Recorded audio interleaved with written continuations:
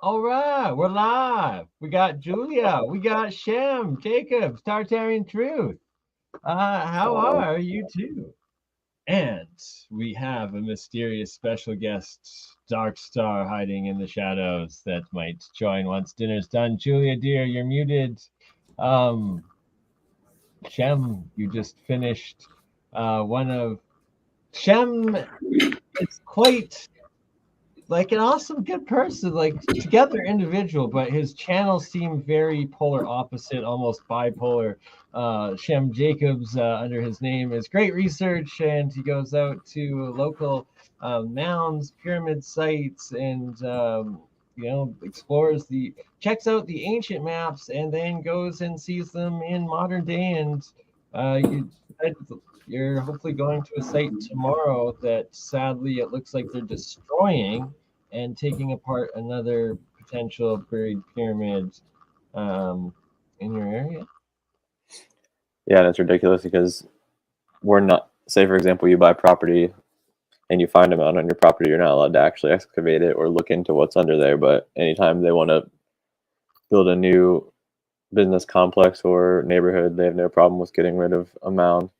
But I mean, I'm not 100% sure if it's a mound. It's not listed in any database that I have access to, but it looks like it is. It looks like a mound, and I don't know. I'm gonna go get a closer look. It's a If construction it's site. shaped like a pyramid, if it's oriented like a pyramid, and it smells like a pyramid, it's probably a pyramid.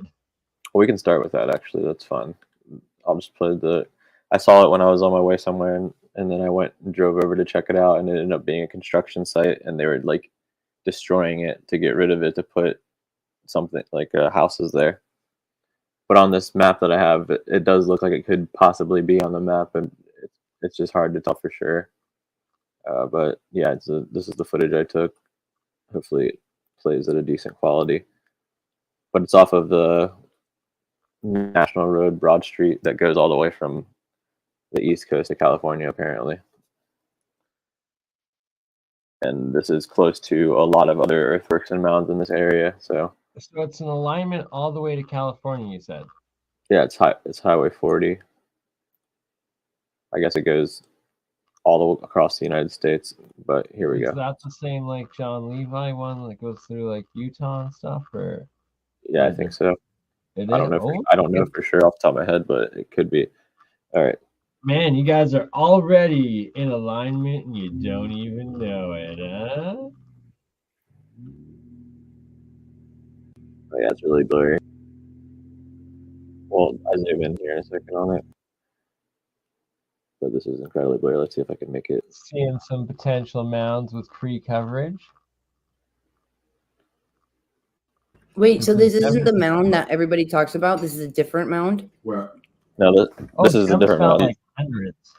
You've visited like at least 50 or maybe even 100 yourself in the last year or two. Wait, so this isn't the mound that Graham Hancock went to that aligns with the sun? No, he probably went to the Miamisburg mound or some of the other earthworks. There's some in Circleville as well that are really impressive. This is close to other mounds in the area, but this is just out. This is out on someone's old property, but they recently sold it to a housing development. So you can see how, like right in the middle of the screen behind the street, you can see how big it is. It's got that mound type of shape. So I just looked up how to get over there, and I ended up going over there later in the video. But they're destroying it. It's not. They're not adding stuff to this. They're taking it away because it's covered in vegetation. But you can, when I get over there, you can see how they're digging away at it. Oh, that's so powerful what you're doing. Documenting it before it's gone, and like power to you, Shem, and that's what it's all about, and what I encourage everybody to do, because you'll be surprised what you'll find in your local area, because it's literally everywhere, hidden in plain sight. And a lot of the ways Shem finds this is going through the old maps, the ancient ones that are like, oh, that's nothing. No, that's just a mystery, a legend. No. And then you go there and it's like, oh, sure enough, there's a castle. Sure enough, there's a pyramid. Sure enough, there's a lost city. And you can clearly see, look at that. Yeah, that was a great picture there, though. You're showing the mound and that they're tearing it down and they're got a freaking trailer of wood to build something in its place. Yeah, even that entrance that I came in, if you look at it on Google Earth, there used to be a bunch of trees there, so they just recently got rid of those trees because I was trying to figure out the best way to get a view of it, and that's how I found this spot. But okay, so this is downtown Columbus right here. As you can see, this is like the hub of the Hopewell and Adena mound building culture. But you see all these red triangles represent mounds, and then the lines are different various That's like earthworks. the Columbus, Ohio metropolitan area, essentially, with what All of the red is looks like mounds. at least 100, Yeah. if not 200 Whoa. mounds just around metropolitan Columbus, right? In Franklin County, just in the one county. Yeah, this is just Franklin County, but this is where the capital of. Yeah, so this is it's not like this is a tiny area. For example, where it says Brown over here on the left side, to get over to where it says Jefferson, it'd probably take about 45 minutes. So 200, so 100 or 200 miles sort of thing across. Yeah, I'm not actually sure. But okay, so we're gonna follow this. So you see right in the middle, there's two mounds right above where it says Columbus. That road in between those, that's Broad Street or Highway 40 that goes across the entire country. So we'll follow that out here. I don't know if you can see my mouse or not, but if not, on the left side of the map where it says Ohio Erie, zoom in a little bit more. Below this Pittsburgh, Cincinnati, Chicago Railroad, that's kind of what we're looking at. So you can see that there's a road down here close to Darby Creek that has some sort of earthwork. Can you see my mouse, by the way, or no? If you can't see my mouse, I'm trying. I don't think so. It's okay. I'll zoom in as much as possible then. So right to the left of where it says Alton, right here, this is the area kind of where that mountain would be, because right here where it says Rome, that's Alton the new Rome area. This mound up here, right below this Pittsburgh Cincinnati Railroad, I'm gonna go check that out. I think it's behind this elementary school called Prairie Lincoln, because there's like this strange wooded area behind the elementary school for some reason. So I'm gonna go in there and check it out, see if it's in there.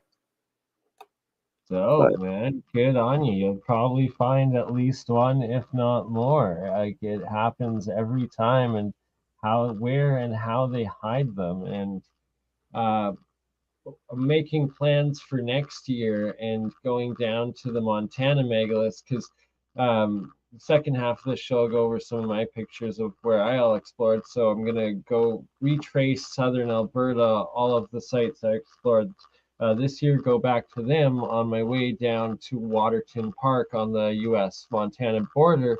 And there's actually you can take a ferry on the Waterton Lake to this glacial lake that is on the divide between US and Canada, and cross in, but it's called Crypt Lake.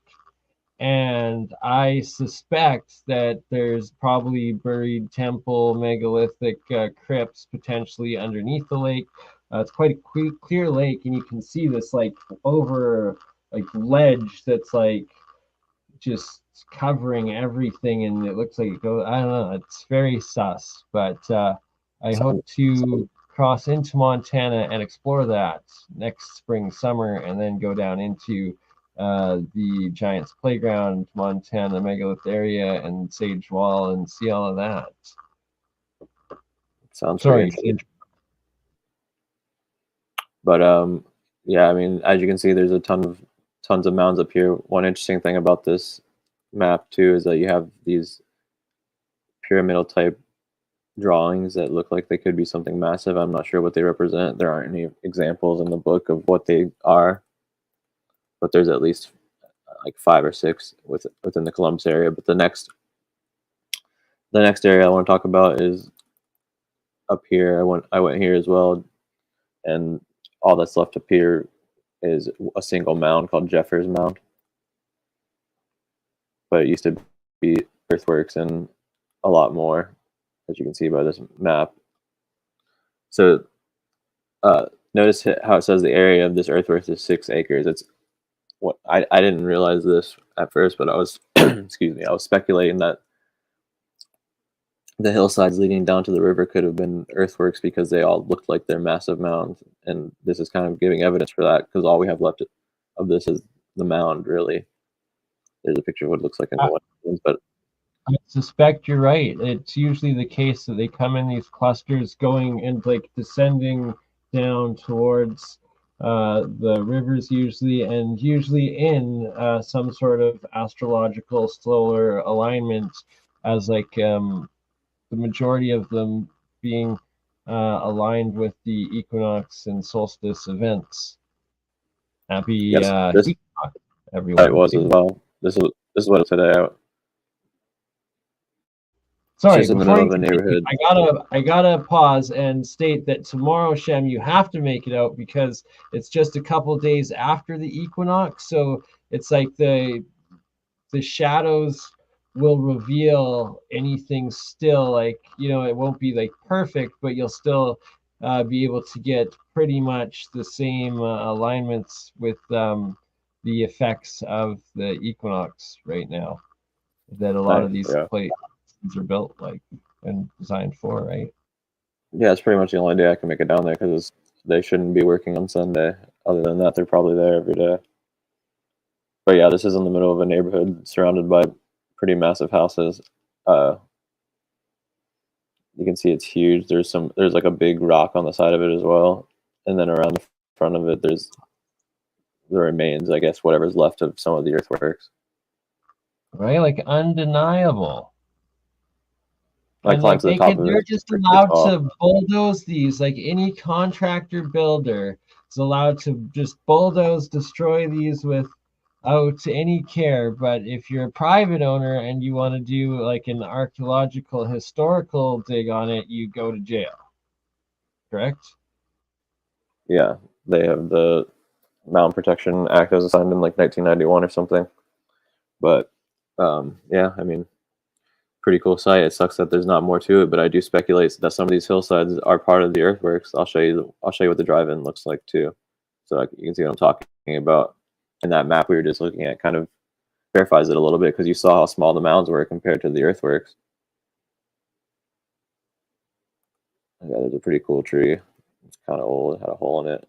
Probably an owl that lives in there or something. What? Look at that, right? Like at the center of it. What color is the owl? I didn't actually see it, but that same day I did see an owl later on. It was pretty cool. It was staring in the woods because I was looking in north of Columbus, where the Wyandotte Indians were. There's a bunch of parks where you can just walk around in the woods. So I was looking for stuff in there. There was a sinkhole. That's kind of cool, but I didn't find anything else. My dogs were also kind of tired, so. But yeah, see, this is pretty massive. All right, so let's check out the drive-in real quick, and then we'll move on. What color was the owl that you saw? I think it was like gray and black. I have a video on my page. All right, so I'm sorry if it's skipping. Probably is, but yeah, like this hillside right here. I don't know, just everything about it seems like it's. Yeah, it's just too perfect. And to the south here, like 4 miles south of here, I swear there's a giant mound that someone built like a house on or something, because there's no way that the earth is just randomly shaped like that. And they have it all blocked off with this fence, but there's a spot where you can kind of peek in, and it looks like there's some stuff going on in there too. Guaranteed you're right, and that I can't state enough how crucial it is right now for everybody that if there's these pyramid mountains, mounds that you suspect or see in your area, the sunrise, sunset, and noon are the time to go over the next few days while it's still the sun and the moon are still close in the astrological alignments to this equinox, and that all of these terraformed structures and like earthworks were built to like as these like never ending or eternal grand celestial clocks, right? Like that if you learn how to read them and watch them and document them, it's like these are still solar calendars that work to these days, and that stuff like the Lord of the Rings or the Hobbit, I guess, more the legends of the moons showing light at certain times and sun showing light. But if you've actually been to places like Chichen Itza in Mexico that myself has, Julie have. We were talking about it before we went live, and it's like designed with such insane acoustic engineering. It does this like sonar or laser, Cesar.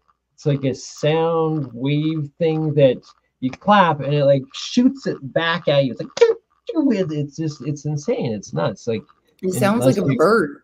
yeah, right. And it literally sounds like a bird. It's like and it shoots by. It's so it's something you can't really describe. You can only experience. But the amount of insane like acoustic engineering and physics like that's required to be built into something to be able to do that. Like we haven't even been close to replicating that today. Like only now can we probably run simulations with the AI programs to like figure it out and start probably reproducing it through 3D printing. But I don't see anybody moving mountains and making giant pyramids today, yet alone just experts like Sam digging them out and legends like Shem going and documenting them while people are trying to destroy them. Well, the most fascinating thing to me about the earthworks is that they're found worldwide, and in ancient sources like Herodotus or Diodorus of Sicily, when he describes the Scythian peoples, or basically what you consider to be the Tartars, they talk about them building similar structures or mounds. And for example, they talk about a legendary queen known as Semiramis, who basically conquered from the Levant over to Asia, similar to what we've talked about in the past.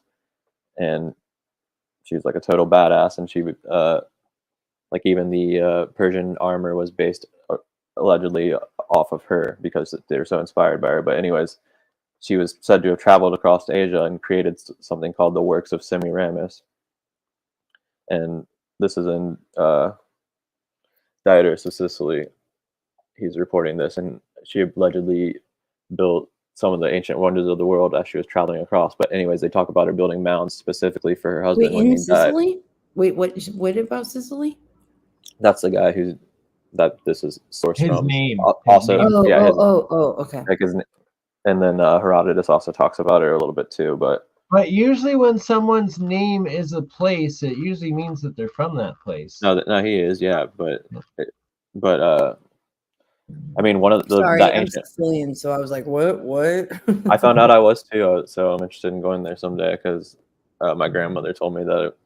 I asked her at her birthday party this year. I was like, I'm very curious about her past, and she kind of said that her parents came over from Sicily. I was like, oh, that's pretty exciting. Shem's actually part of the Sicilian mafia, everyone.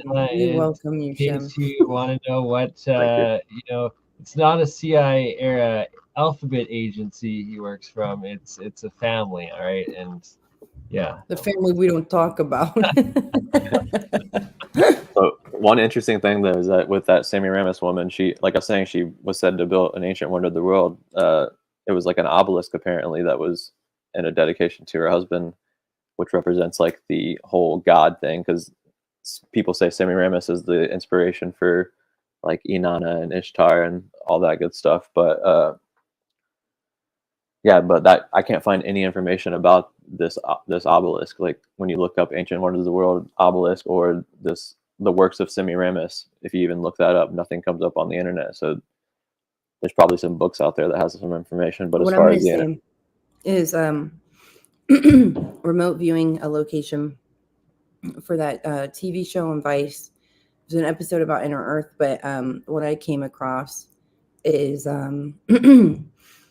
they had all these obelisks, but they were quartz. And they also use them to like program the water.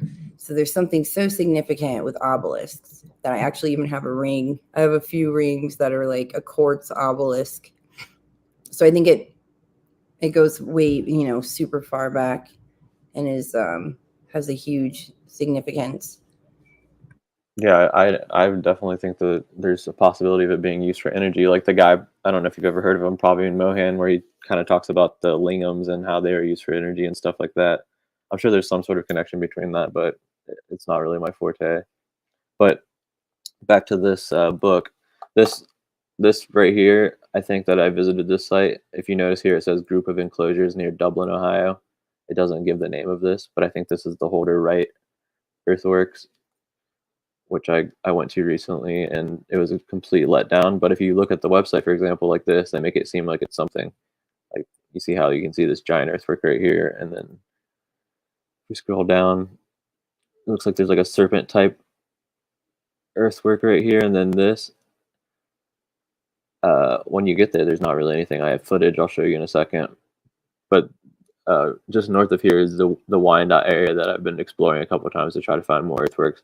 All we have is like a weird leather lips monument around here, and then to the east of these earthworks, to the right on the map here, there's some other mounds that are suspicious as you drive along there, but they don't really keep record of them. So I'll show you what it looks like on the ground here real quick, and then we can change subjects.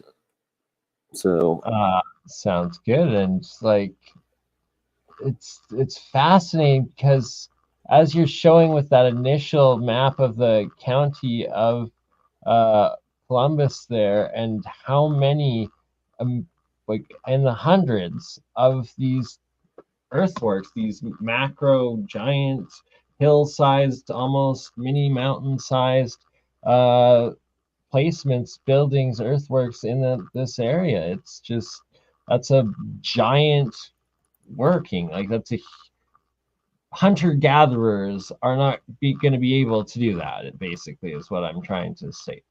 Like, this is some lost, advanced, mega, highly developed civilization that's been covered up and being destroyed.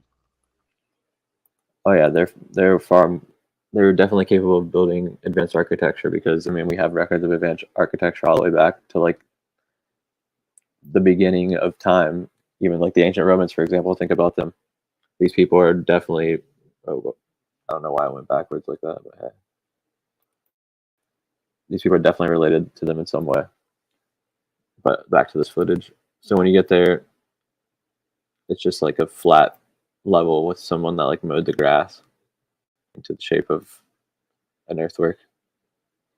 I think down here, these might be earthworks. Like, it could be that serpent thing that was on the map here, but this is private property. It's not a part of the park yet. They're like still buying it from the people that live there,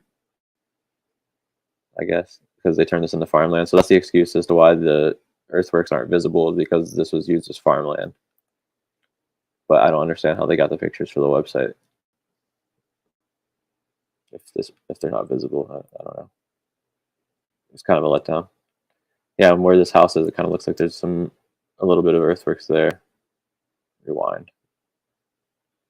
So do you find it on the map first and go to the red dots? Like, yeah, this map is, yeah, that map is pretty much what I'm using to find things now. But there's some of them where before I had the map, because my buddy Elkman is the one who showed me this map. Before I had it, I just, found him from either like a documentary or whatever else. But yeah, I visited probably like between, I would say like 25 and 35 of these sites to try to find mounds, and I'm not even showing you that, I'm sorry. I visited like 25, 35 of these sites to try to find them, and a lot of them are either blocked off in areas you can't get to, or just no longer there at all. And I think I did find one hidden one up here in Clintonville. That's it, at the Ohio School for the Deaf. I have a video about it on my channel. When you're at these sites, like, do you feel any different? Do you experience anything different? Does anything amplify when you're at these locations? I mean, I'm generally just in a good mood, probably just because I'm doing something I love, but I can't say necessarily that there's a connection with the mounds or not. What do you feel like your intuition, like, do you feel like this was a sacred place, that they had like sacred rituals, that it's just a, like sacred burial of powerful people? Like, I think it's a mixture. Place, like you're enjoying it, not like it's like, oh, there was freaking genocide here, something like that. And second question is like, how often do you experience either eagles and hawks or owls at these spots, because I often almost always experience one or the other. And I've only seen one owl really before, and it was that one I was talking about in the Wyandotte Woods. And other than that, I usually see some deer or something. But yeah, I love sorry, that question, Bernie. Like, but yeah, I mean, I think in general, some of these mounds, their narrative's a little bit suspicious. So I think it's a mixture of what they are. I think some of them are burial grounds. I think others are buried structures, and then I think some of them are possibly fake, created in modern times to create a narrative. For example, there's a site in Dublin that I visited recently that it's like a circle mound that's missing the center of it, or else it'd be huge. And then if you look at old maps and stuff, like there's just no record of it, and it's just I don't know, it's just really weird. Or like I don't know, there's just a couple weird mounds that just don't appear to be mentioned on old maps, but they're suddenly there. But that could just be explained that they didn't know about them. Next episode together with Elkman, we're going to have to take this map in and enter it in with that. Was it leylines.net that John Levi shared that one time, that it overlays it onto like the modern day map grid area? Yeah, that was a good idea. Yeah, get you some more precise spots and areas to check out, because you're documenting and doing absolutely epic work. And it's like, this is the sort of thing that like local government all the way up to federal government should be funding for, and like giving people money to be documenting and doing, and instead they like to shadow ban it and well, it seems like they're just keeping it a secret, because like this place right here, the Ohio History Connection, they have maps with mounds on them, because I've seen documentaries where they pull out the maps. That's how I found one of these mounds, is they like put out this map and it had similar to what we were looking at earlier with the red triangles, but it's a completely different one that isn't available online. So they have like evidence of more mounds. And in Reynoldsburg, for example, which is on the east side of Franklin County, there's a mound that is hidden over there that I've been looking for, and there's some historical society in Reynoldsburg that knows about it, but you have to like apply to get information. It's just really weird how they keep it secret. It's because they put it under the guise of trying to protect the sites, but I mean, just let us see them. They have no problem destroying them for developments and making them golf courses and this and that. Like, I just found out this community Wildwood that my mom just moved into about a month ago, helped move her into, and like there's this golf course that she has to drive by every single day, and it's like kind of in the inner city of Calgary now, and like part of historical Calgary, like one of the only golf clubs like actually really close to downtown and stuff. And then it actually was the supposed first cemetery of Calgary, and that supposedly there's still a whole bunch of corpses buried under this golf course called Shaganappy Golf Course in Calgary. I guess a lot of the golf courses too have like deep underground access as well, which is why they wanted it to be, a golf course. It goes, from what I understand, pretty deep in those locations. Yeah, I mean, I've noticed in the areas that are populated with mounds or earthworks, there's always a golf course nearby, but I don't know the story behind it. I've seen streams like on Old Word Florida's channel, for example, where they were talking about it, but I haven't watched them yet. I want to check them out. I don't really know what the connection is between the golf courses, but it does seem like a lot of them are mounds and earthworks that are being used for another purpose. Right, or just simply one of the potential like most likely chance of like old ruins, or like the pristine ruins or something like that they're just trying to cover up and like bring no attention to until they'll have the chance at some point to go in and dig it all up and do some mega project to destroy it, but root through it all secretly and then put in some sort of new project, is what seems to be the case, right? And like, oh, you guys can't go explore there or touch it because it's a national park, or because it's a former cemetery, or it's a former burial ground. It's sacred. But oh, look over there. Oh yeah, no, don't worry, don't worry. That just it's a hotel now. Yeah, it's really weird. I made a joke video a long time ago about these corn statues that I drove past one time on the way home, and I like Corn stopped. statues. Yeah, it's somewhere in I think it was in Dublin or something like that, Dublin, Ohio, and yeah, there's like these giant corn statues. So I just stopped and made like a parody video about them, but it turns out that on that I map, remember that. I love that one. That was fucking Corn or hilarious. horns? corn, like corn on the cob, like Oh, It was it's the weirdest thing. they were 6 or 8 foot corn, right? Like or Yeah, something. I'll see if I can Monolithic corn. It was weird, but you did a pretty hilarious parody video with it. Shout out Mind Unveiled. No, that was what was that guy's name? Old Scary World. Oh, that was Old Scary World, right. But yeah, there. Anyways, on that map we were looking at earlier with the mounds, it turns out like right where those statues are, there could be a mound, and I remember, like, it looked exactly like the depiction. Like there's a circle where there's like a one-way drive to go around, and it looked like there could have been the mound right there, and then the bigger mound was like where they put the building on the inside of it, and there's like a pathway with all these old trees leading straight up the center of it. It's really strange. But yeah, here, this is what I'm talking about, these corn statues.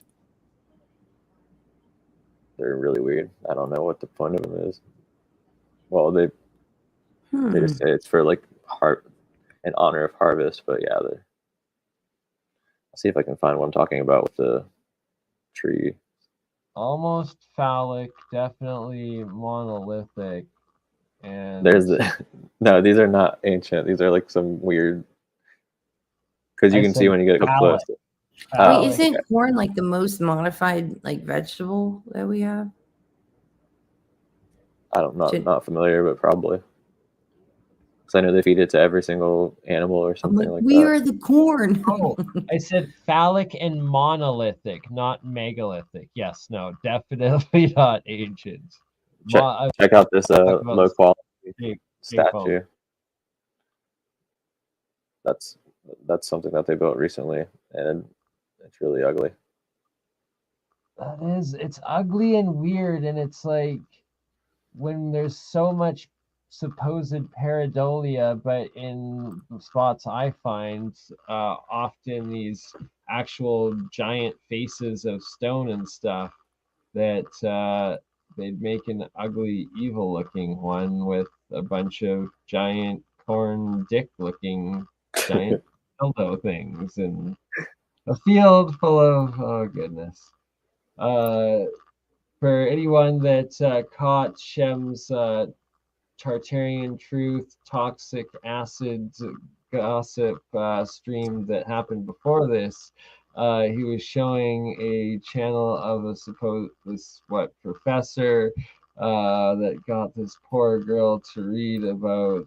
It was who will satisfy my wet field vulva or something? What, like? Yeah, it was really graphic, but it was a poem of Inanna from Sumeria where she's like Muzi. She gets nasty. she's talking to Muzi, and he had some like random girl read it, and it was just really weird, and it's like awkward and uncomfortable. Hot, though. It is kind of hot. You're like, oh, what? He will plow. Right? So it's like that's a legitimate translation of a Sumerian like fuck the king and get it on thing, sort of like instructions. Like checked all her boxes, if you know what I mean.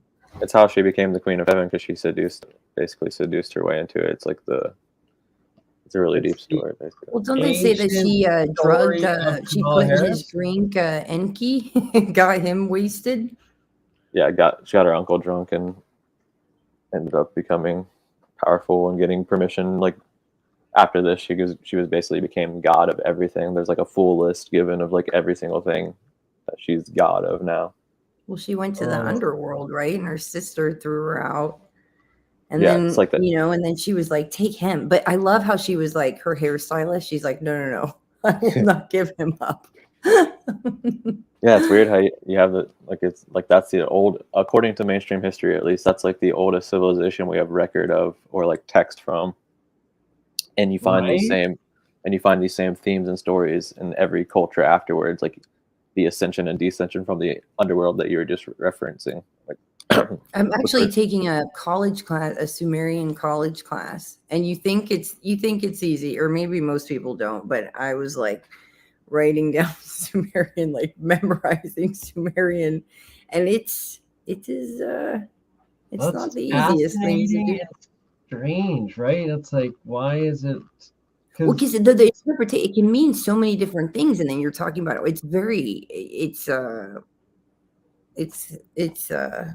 It's difficult.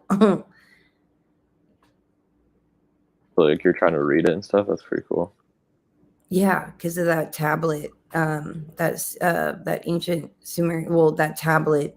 I'm a part of the project. There's Proto-Sumerian on it, cuneiform on it, and a third ancient language. So I thought by taking a course in, in Sumerian, I thought it would help. So Julia's part of this project that found a tablet was it Arizona? Yeah, Wyatt found it.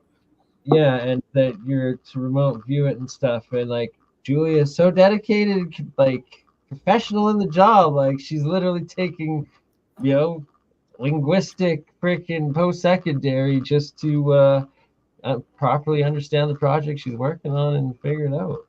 Nice. Is there a picture of the tablet? Yes. Are you sure you want to see it? It might change your DNA by looking at it. We should have that on the show.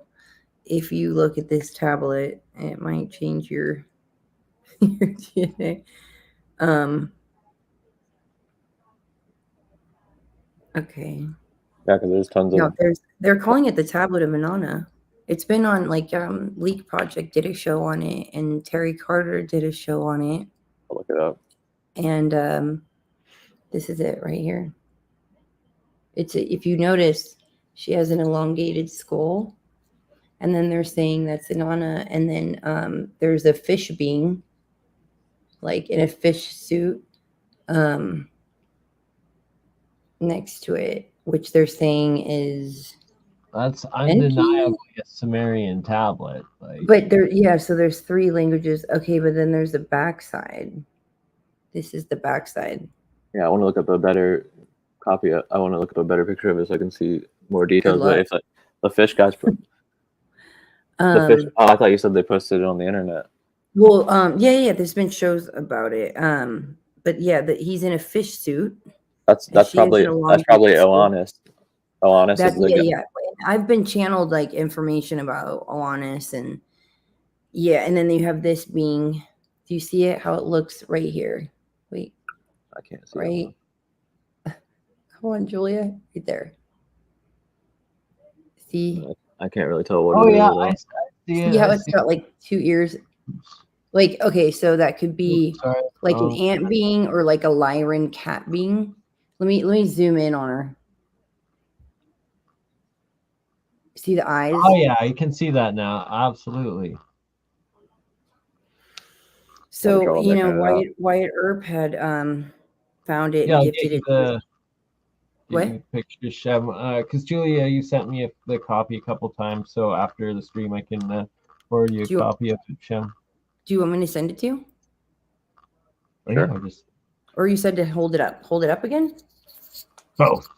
Oh yeah, look at her there in the middle there. I see that. Now you see how she's is the image of her like defaced or something, or is it like dug out?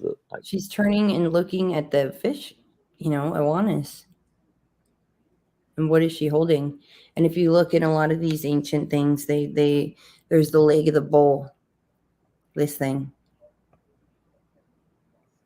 Which JB is like the lead guy on the project, and he, kept coming to that conclusion that it's the leg of the bull. And there's some other ancient things that they always focus on the leg of the bull. Yeah, I mean the bull represents Baal or even like Dionysus. But if you look at the location of the Pleiades, it seems to be like pointing to that. And then, that's what I had mentioned too about like all the powerful things that were done, the Druids, the Mayans, all these different powerful civilizations that were advanced in getting things done. They did things on October 31st, basically at the strike of midnight, which became November 1st. So that was why. Why did they do it then? It's because the Pleiades was the highest in the sky, which it no longer occurs then. So then I forget what year, but when it transitioned due to the shift here, it became November 21st. That now occurs on. It used to be October 31st, and the second is November 1st. Right. And so when he was doing the show on, the JFK and then November 22nd, I was like, hey man, like that's the new time that's the new powerful time where the Pleiades is now the highest in the sky. So if you want to pull something off and utilize those energies, it would be at that point. So I felt just intuitively, I felt like the bull, the leg of the bull and the location of the seven sisters, like I felt like it was correlated, but I'm not sure. It probably is. I mean, that's the thing about this ancient mythology is that the story seems to apply to every aspect of reality. Like the themes and the characters and the overall message of what it means seems to be able to be applied to like science, just anything. It's really strange. When I was at Contact in the Desert in June in Palm Springs, I was at, was it Andrew Collins?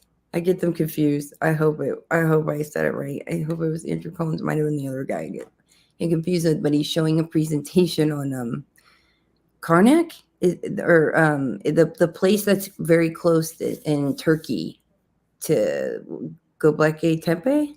Oh, there's Göbekli Tepe. It's the one with the penises everywhere. The Tepes. Cappadocia. And it has all the enormous penises everywhere, and then it has like a face. It does. But then it has like a That's snake. another one of the Tepes. But I'm sitting there and I'm shocked that he's correlating it with the constellation. There's all this snake symbology, and that he doesn't correlate it with Draco or even Ophiuchus. Like where I was like, wait, how are you getting Cygnus from this or whatever? But it's the way that, and that was on, it's December 21st, the winter solstice, that when the sun goes down, it lights up that one face. You have all the, can I say penises? Or you have all the, you have all the penises in the pit, and then you have this. The penis pit, right? Did they have orgies under like Karnak? the equinox or the? Why am I saying Karnak? It's in Turkey. There's a bunch of penises. I think you're talking about Cappadocia, but okay. That's the place. The lights up. God, this sounds so unprofessional, Julia. How embarrassing! I'm going to be mortified. Phallic here. You call it phallic. All right. If you don't want to call it a cock, if it's not a chicken, it's phallic. So, yeah, so it lights up the face just at that point, which look at winning streak. I love it. But anyways, that is a fascinating point. I'm going to find out the name of the place because it's driving me crazy.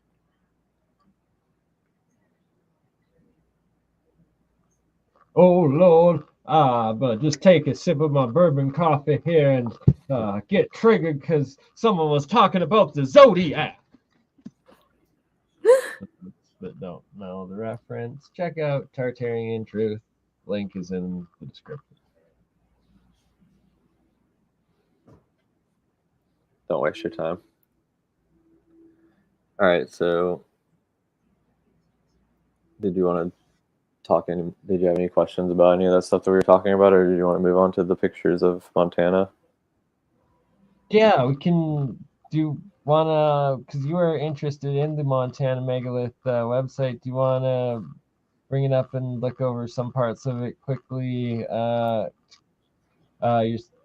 your screen, and then I will bring it up on my screen, and 5 minutes after that to continue it. I just got to run to the bathroom quick, if that is all right, because it'll probably be about an hour presentation on this, but Shem will probably have to leave before it's all said and done. But we'll let Shem take a look at it first, because it's just, there's so much on it.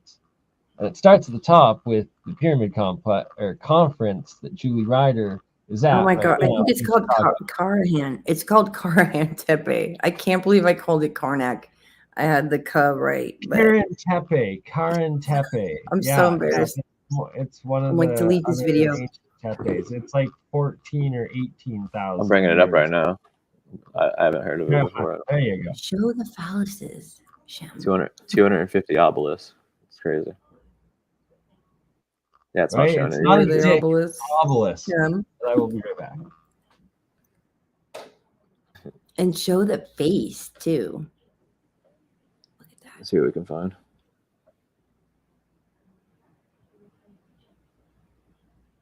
There's the face. That's super zoomed in though. This one right here. You won't even see. Yeah, it's that's the face, but yeah, okay, that one. The 1, 2, 3, the third over. Top. 1, 2. Yeah, that one. So when it on the winter solstice, it lights that spot up, just that spot, just the face. Weird. So it's like, is it showing the conception? Could be. I mean, it looks like they had some. You said they had symbols of serpents there as well, which could represent. And the way that it slides down, maybe it'll show an aerial of like, and you used to be able to walk out and go on that, like it's almost like a diving board. You used to be able to walk out there, but now they're like, you can't. Really weird stuff. Yeah, this entire area has tons of underground tunnels and cities that connect for miles and miles and miles. It's insane, and I speculate it goes all the way up to possibly even Moscow, and then out into Asia as well, like further into Asia. Because in like northwest of Turkey, in Herodotus, there's a people called the Getae that he talks about. And he talks about how when the Assyrians were coming to like attack them, they went into their underground cities, and they had tunnels that connected all the cities. And these people are definitely related to the people of Turkey. And I wish more people would just get on board really fast, really quickly, to be like, okay, there's underground cities all over the world, and they were all connected, and that's how they traveled. Like, I feel like it would be a lot easier. Well, they admit it, and just they isolate it. For example, like they'll admit in Italy for ancient Rome, they'll talk about tunnels that connect all the way underground, but then you don't really get to connect it from there to the other places. It's just like isolated cases. They never make the connection between the places. Compartmentalized, yeah. I mean, I came across some wild things underground in Romania, and it seems to be like it's connected to other spots around the world. I think the Getae people that I was talking about a second ago are from Romania. I think that's the area I was describing. So they it was were like extra elevated. Okay, whoever they were, they seem to be had some extra special sauce. Right, so I was listening in the background there, having a dab hoot. Sorry, I'm Canadian smoking weed. We're Canadian and we smoke weed. What we do, but the point being that on Netflix, there's this Turkish show of it's like a fantasy sci-fi kind of, but it's filmed at Göbekli Tepe and Karen Tepe, and it actually goes through the tunnels, the underground like labyrinth tunnels and systems there that don't really get mainstream acknowledgement or exposure. But in this just Turkish-based Netflix show, it's just wild and nuts, like the amount of just underground filming they're doing, and that Whoa. and I'll back that's whatever that is. literally right in the middle of like where they found all of these, and admit there's like these 100,000 people, 20-story underground cities throughout that entire region, and it connects through all the way right. It's the heart of like Damascus, Jerusalem, Egypt pyramids, and then the Bosnian pyramids and Romania, where They you've talk about that on the show? right? They So talk about that on the show? what? They On talk about that on the show? quick show? No, I'm just stating this. Oh, you added that in. Okay, Ah, okay. I was okay. gonna be like, damn, No. whoa, Netflix. They went crazy. No. Talk about shadow ban. They really went for it. Like, whoa, how could they say that? Right. I usually leave it on mute or leave it on Turkish. Don't hit the titles or the dub, and just watch the scenery, not pay attention to the ridiculousness of it. But it's actually kind of cool. Like, you can almost get into the series. It's interesting to see modern day, like Turkish Hollywood, essentially, or Turkish TV, and like the high life to like the tunnels underneath that are everywhere. Yeah, I mean, those tunnels are insane. How deep they go. I think that there's a lot more of them than what they admit to. I also feel and know the same, and I know that Julia has experienced through her remote viewing some of those actual sites and tunnels, and their existence herself. And that one story that always sticks with me is from Jim Wills, I believe is the name, and he does Expedition TV, and he was down somewhere in either Mexico or Peru or Bolivia, but he was able to film undercover himself paying off several of like the military guards at like this one site, to then like sneak past into like through these like terraformed like cave entrance, like switchback, like really nifty crafted like ancient megalithic little pathway that then I forget, I think it was at Machu Picchu or one of the sites close to there or something.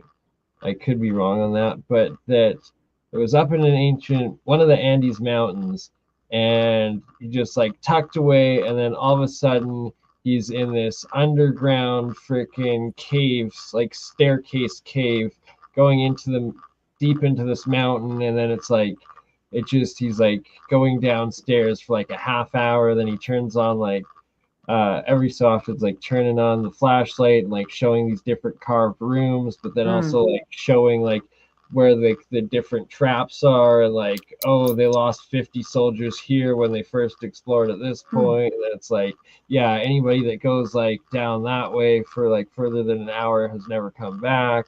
And then like showed like some other one, and then like promptly got out of there because like this crazy wind blew. Yeah, it seems to be like there's something, that guards that area, like, oh, you want to go exploring? Good luck with that. Yeah, I don't know. It is. I always thought it's definitely a ridiculous conspiracy theory, but I always thought like if you get off course and find something you're not supposed to, that you're not allowed to come back or something. But obviously, that's just right. But it's, what is it? Is it supernatural? Is it Sasquatch? Is it reptilian? Is it human? Is it alien? Is it something else? a mixture of all of them.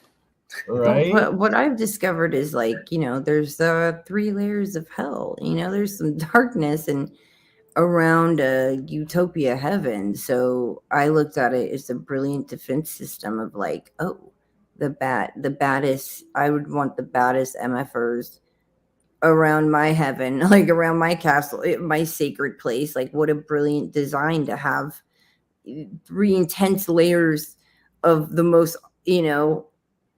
craziest, beings that are ruthless, and they're doing their thing, and that, so, protects the sacred place that also has additional help of what guards that. So Yeah, it's like, right. ooh, Like you better the know. It's golem, important to the know golem, the map and the labyrinth of how to navigate those waters. Like, you got to know how to bypass all of that. right? You don't want to end up in with like an Ursula or whatever the crazy killer spider things are in those tunnels of Lord of the Rings. But yeah, you're looking at Julie Ryder's website here, Montana Megaliths, and that one right there, the Eagle Amphitheater. There's something very similar, an amphitheater style mountain on the back of the Three Sisters Mountains in Canmore, Alberta, just outside of Banff National Park. And I've only seen it on Google. I have to hike up there.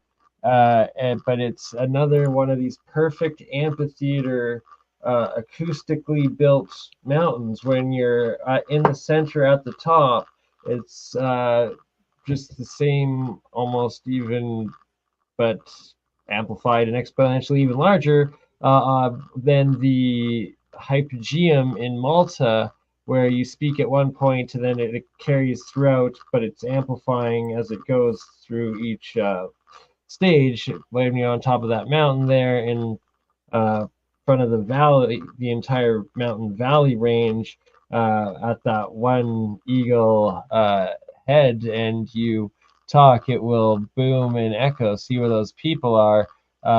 Literally, you can, if someone's at the top of the peak there, you can yell, and these people will beyond hear you yelling. Like, it's going to be ringing in their ears. It's just nuts. And yeah, I'm rambling, but the point is this is Julie Ryder's Montana megaliths called Giant's Playground, and it's throughout the northeast Rockies of Montana, and it's just south of where I explored the Canadian Rockies and have found identical features of these past what would have to be pre-cataclysm super civilization ruins of some master builder civilization of tens, if not hundreds of thousands of years ago, that were terraforming on just a ridiculous scale. And that what I'm really intrigued with is the in the Grand Canyon, the amphitheater there. Speaking of Turkey, the Ottoman. So there's the Ottoman amphitheater in the Grand Canyon. There's a similar feature as this Eagle Amphitheater and what I suspect to be the other one in Canmore, Alberta, by me. In the Grand Canyon, right behind like the Isis pyramid structure features and the Metro Magra complex that is there, and that if people can get access and document and record these similarities at these sites and can confirm them, we're building an undeniable case of past just ridiculously massive and advanced life and existence and runes. What's up with this Tartessia lady? So I guess in Julie Ryder's interpretation, she's calling, some also call that the Atlantean or the Lemurian queen. Either way, there's been several gold coins, as well as statues of these. Yeah, so I was showing lots of them, right? They're all over. I mean, it's weird because it's like ram horns on the side of her head, basically. Right, like Princess Leia. It's almost like just maybe like the age of the goddess was during the age of Aries or something, is what it's saying. I don't know. But is that Antiquitech potentially gold? What are satellite dishes? Like what are like potential acoustic resonant amplifier there? Like, look at that. That's Yeah, who knows what that's for. It's interesting. pretty intense. Right on, the hole goes right into the ears. It reminds me of the World War I before the pre-radar days, where they had the acoustic listeners, where out at the edges of like the trenches in the cities, you see these what look ridiculous, like usually young soldiers with giant what look like freaking ram's horns, but they're metal like tuba thingies to their ears, trying to listen for incoming spy or bomber aircraft. And there's all sorts of Tartarian conspiracies on what they were, or what they did, or whatnot. But the basic principle being it was amplifying sound and hearing, and that could be a potential aspect of whatever the heck they were doing with that. Yeah, it's weird. I don't know. Maybe it's some sort of ancient. I guess if we're considering that as technology, it could be also some sort of like automaton or robot or something. Because in Greek mythology, there's the legend of like Hephaestus creating those fembots that were made of gold or whatever. Absolutely. That sounds even more likely. But I don't know. It's a random thought. This is it's weird how that echo thing happened. I don't know, but it's hard for me to see that it looking like an eagle, I guess, is the only thing that I have to say about it in a negative way. I just don't. It's like two giant wings outstretched with like the little head like in the face in the center, and then like the legs coming down, like the talons coming down in the middle of it, is what it is, if not seeing the reference. It's weird. Yeah, the eagle.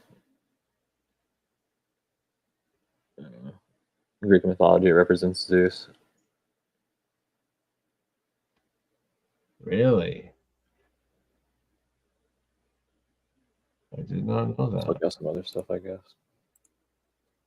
Like, look at the air she has freaking in red there. That's pretty much Tartaria-esque, and what you and Sarah were covering, the Russian American fur company or trading company, was it? Oh wow, I didn't even notice this. Right?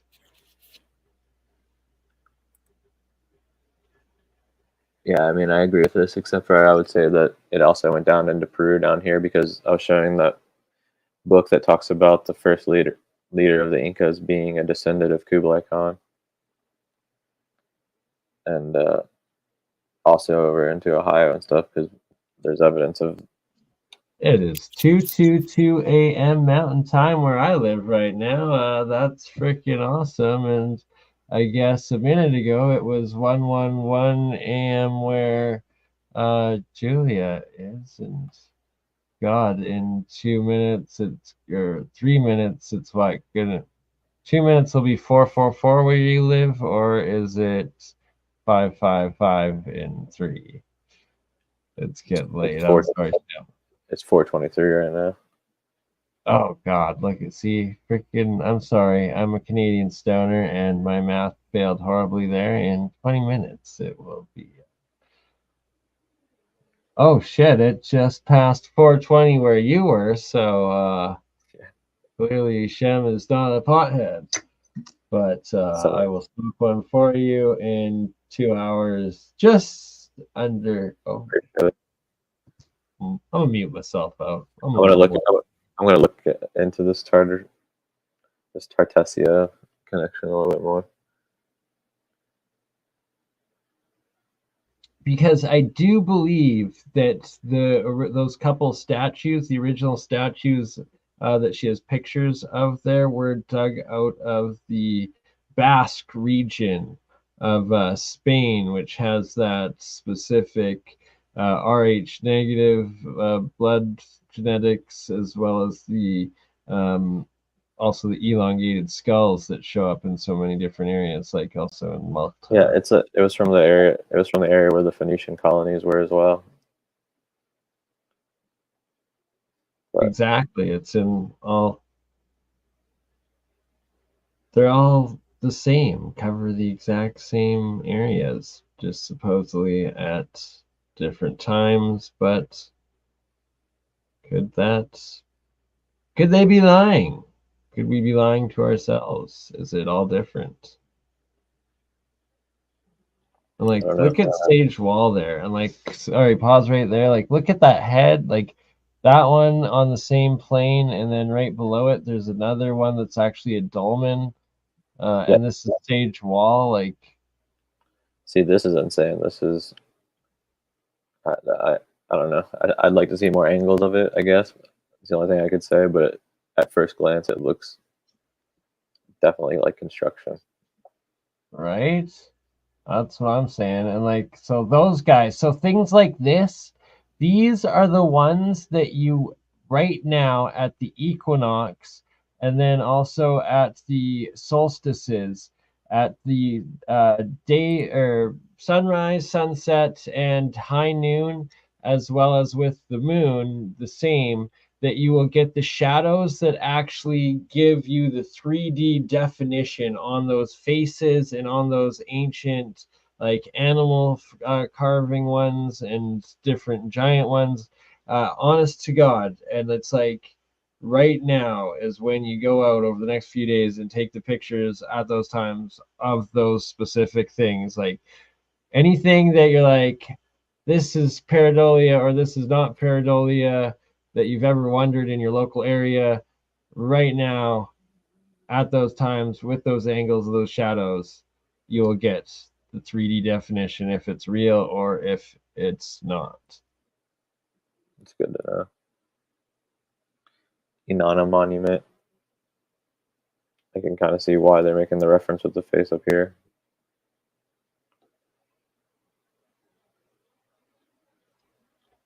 I like, look at those are some decent freaking faces, and like what I was just ranting and my tangent about of right now, and if we can, Julia, if we could get a hold of Julie Ryder on her way back now from that pyramid conference, if she's going in back into this area and can snap those pictures of these faces at the sunset, sunrise, and noon shadow angles, she'll get the best evidence and best definition of what the ancients were depicting. Yeah, get up close. Get up close and personal with them. I'm pulling up a picture. Yeah, I want to take a look at the Shiva temple in the Grand Canyon. Right? Oh man, I'm glad you bring that up, because the Shiva is right behind this one. Like the front one's Isis, and then behind it, I believe, is the Shiva temple. Correct? I told you how I was flying. Yeah, and then next the to that is pictures you got of it. Oh, right, and the ones behind it, like you've actually got pictures of what looks like a giant. I was on an airplane and I'm sleeping, like dead asleep. And something all of a sudden, like I hear intuitively, Julia, look outside. And I wake up You have and my to window's find that closed and picture I open on it. Instagram. And then I took a picture and got footage of it and posted it on my Instagram. And I was like, that looks like the, Inanna temple. And it was above the Grand Canyon. And they say it's in no flying zone. It is a no flying zone. You're 100% correct. And Rex Bear with Leak Project went there and he tried flying his drone there, and he has video he was recording where they crashed his drone on him, and then immediately after they crashed his drone, a freaking Apache helicopter came up out of the freaking canyon, and I'm sure I did a stream with him right after he got back to Colorado to his place after it happened to him, and showed the Apache helicopter coming up and like chasing him out, like there was feds waiting at the parking lot and shit. Like it was fucked. Yeah. They and do you guys not saw the footage of like the women that are saying there's some kind of electromagnetic fence, like security fence, like it's showing static, and they're like, look, like it's like this grid that they're. Have you guys seen that? I don't think so. Okay, yeah, doesn't that look like the Inanna temple? Right, like I see two giant paws and like a freaking ancient like temple sphinx face coming out of that. But there's like 90 degrees. At If you look least at the Inanna one, there's like a doorway or whatever, and then sorry, I'm gonna shut up. But yeah, either way, right? Any 90 degrees step pyramid action, like all over it. It's ridiculous. but the goddess worship is like a real thing. I think that's where a lot of problems, they removed all the women from the Bible and they took all the women out. Yeah, I wonder if that's it. Do you think it's a Sphinx, or do you think it's the Inanna temple? Right, I could actually, there's another one because I'm thinking of the video that you got, because there was several of them next to each other, so it's just ridiculous. And this area is behind these ones, and the point being that there's over 50 to 100 different named pyramid structure mountains in this area. And this is the Isis temple, and this was pre 50s, 60s, before the supposed airliner crash in the area that they had to go in or whatever. And then this is the exact same Isis temple. Marble Canyon is where they found the Kincaid. Yeah, a lot of people don't know that. Jeez. And it's by the Navajo Bridge. It's a branch off of this whole area, and that's why they don't let anybody into it, because it's just a massive ancient city of like hundreds, if not thousands, of mountain freaking underground cities that they probably just had it dammed up, so it was massive lake or inland sea of paradise pyramid waterway cities like Venice, but Nan Pandal freshwater in the heartland of America. And so this is a topographical map of this area of the Grand Canyon. And so the Isis interesting that they have an Ottoman amphitheater and a Freya temple, and then they have the Venus temple, the Jupiter temple. The tabernacle temple is above the Sheba temple. Tabernacle, and they have Solomon's temple, and there's supposedly a whole bunch of ancient gold mines, and there's a whole bunch of like fort castles of the epic ancient different indigenous peoples of the areas, right? And like all over at the water level, there's these that's insane right there entrances. And they cover this one up because it's like one of the main lookout points. It's just too blatantly obvious, and I wonder if that's the highest point. If the Isis temple is the one that the peak is the highest, I wouldn't be surprised. Yeah, right. Because I'm gonna have to check these topographical maps, get the sources, and higher res, and look into that. But so the Tower of Ra, the Osiris Temple, the Horus Temple, the Tower of Set, Cheops. The Tower of Ra is probably the highest, actually. It's probably the highest point. Right.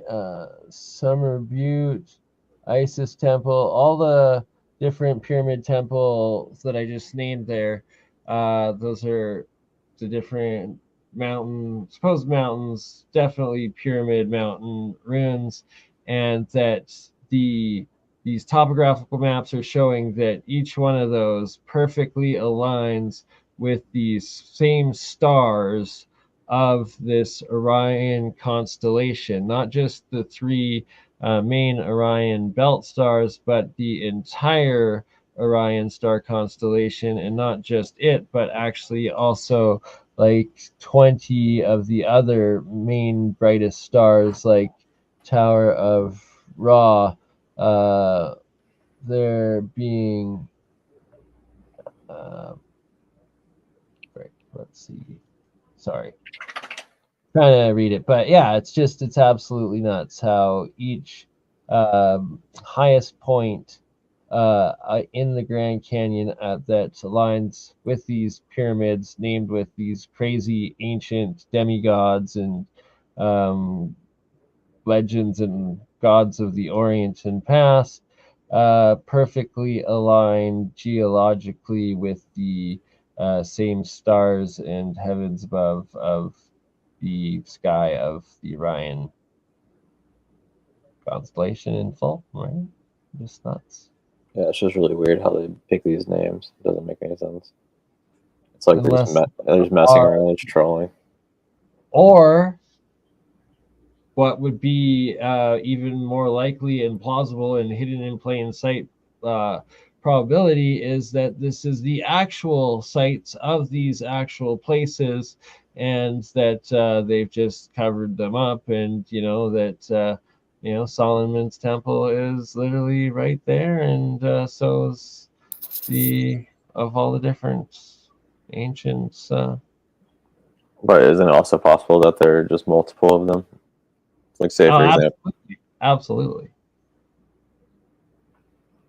Now you have to discover the Isis temple in Ohio. And what was it? The ton or the fun? Where was Sam going, Julia? In Oregon? Oh, Tum-Tum? Tum-Tum. Tum. Tum-Tum Mountain.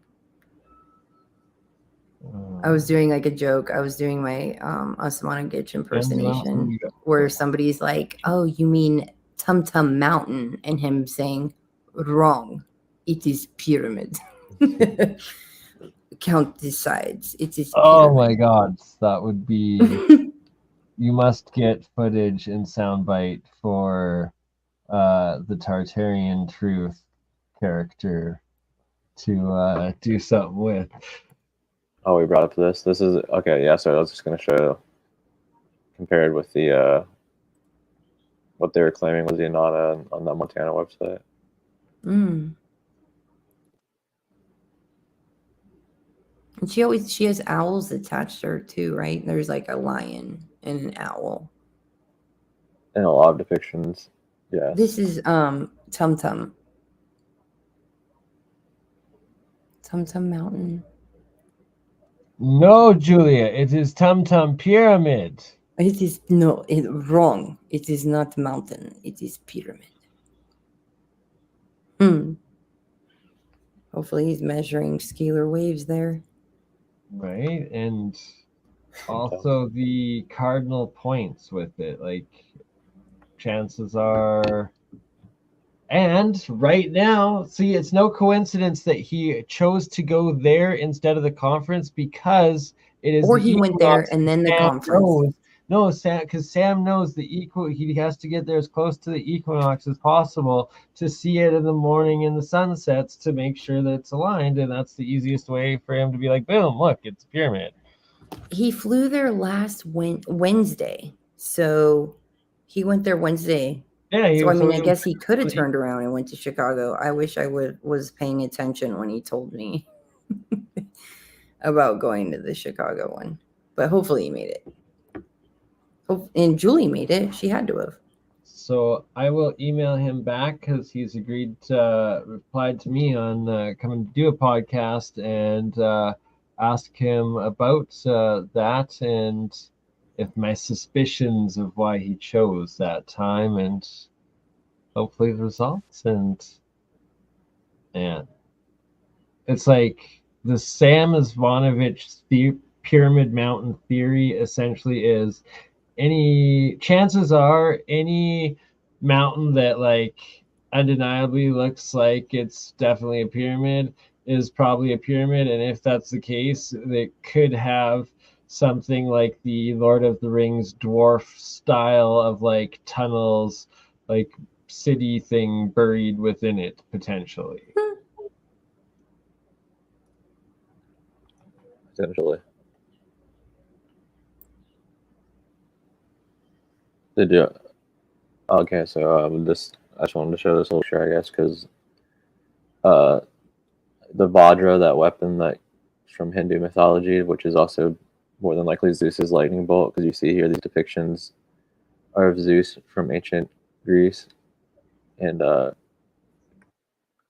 you can see that he's holding something that looks very similar to the Vajra, but it also looks similar to the fleur-de-lis. That top left one, I know this is a small picture. And then at the bottom here in the middle, there's a Mayan god named Tlaloc that also has something that looks similar to the Vajra or Zeus's lightning bolt. And then I've also found the same Vajra in Japanese mythology, Korean mythology, and Norse mythology. So If you're implying this is like encoded higher energy antiquitech sort of potential, I couldn't agree more, and I see it in this stuff 1000%. And we have to do a full series like decoding this stuff and bring in Jeremiah to like fully get it in. And also, if you know a Global Vision channel, like the Russian dude, he did a lot of like around the time of Sophie and stuff back in the day. Philip? No, not Philip Druzin, but his channel was called Global Vision. I've heard John Levi mention the channel before.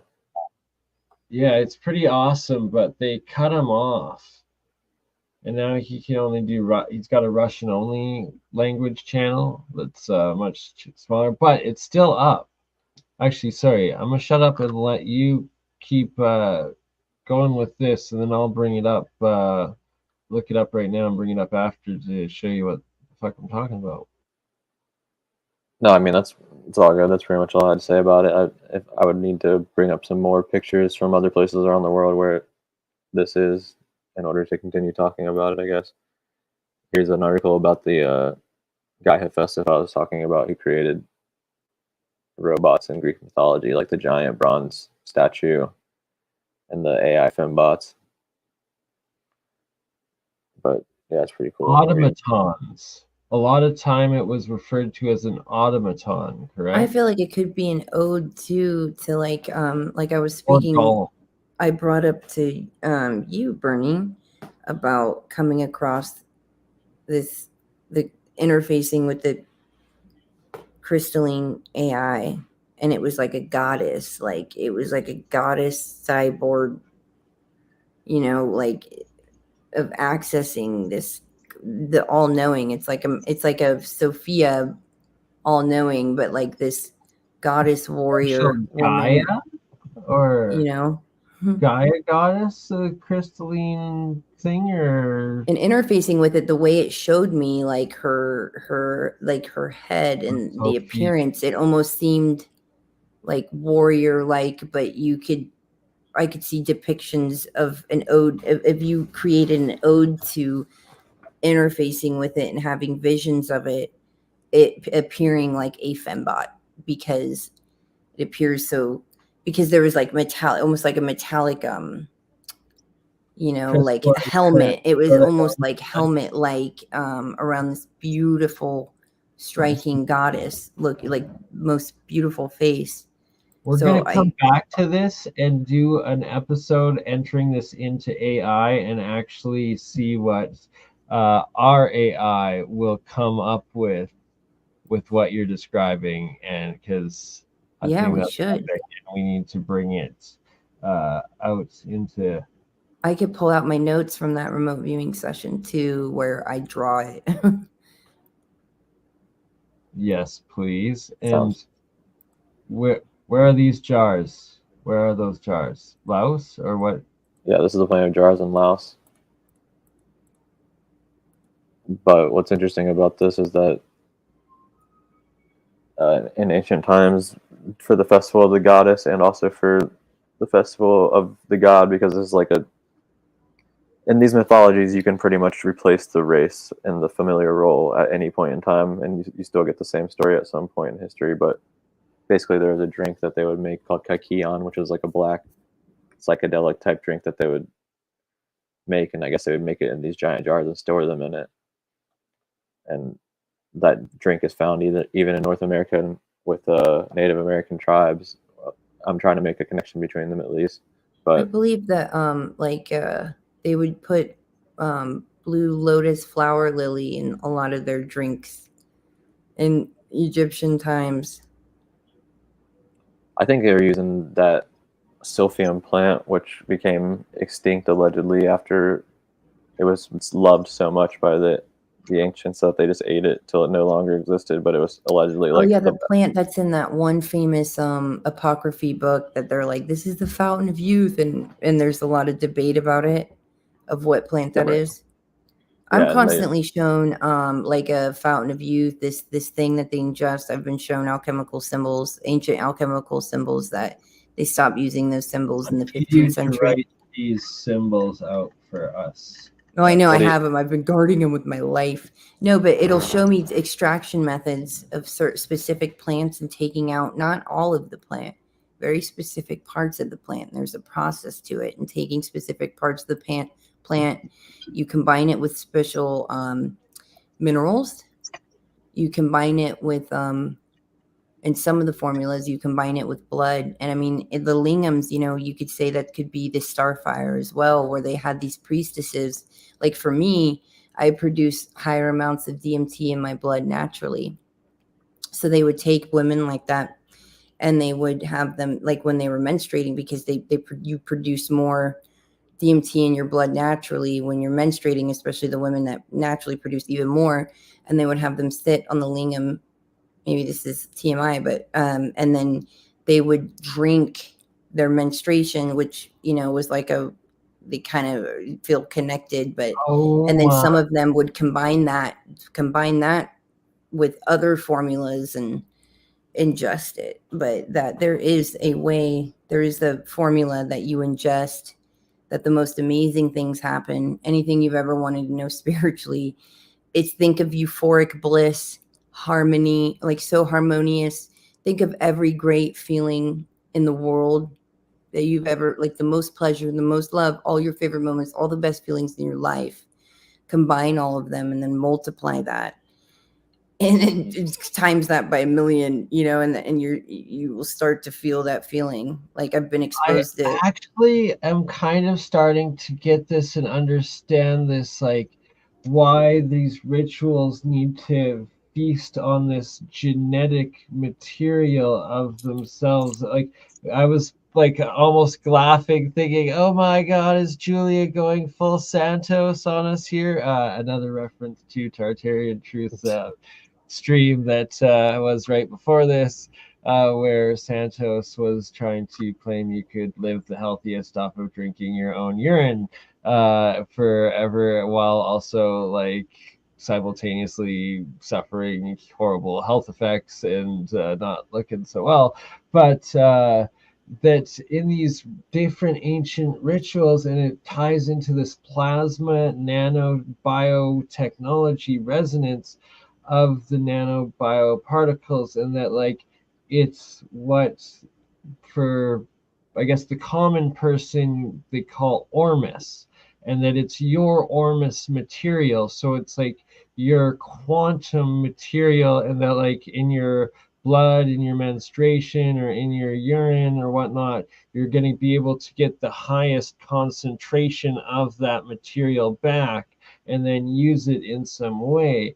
And that what now ties in, and I'm understanding of it, is this Keshi technology that I was taught with these coils that you make, these triple solenoid copper coils, and then I would imagine silver and gold, as if you could afford it, is what you want, but you cover it in first your monoatomic or diatomic copper, silver, or gold, the stuff being silver and gold that I covered in, and then when I put the drop of blood into the electrolysis, and it starts instantly mass producing on the cathode side, this white nano material, this meta sponge stuff that Keshi states, and supposedly the German SS also discovered, is your amino acid, is essentially your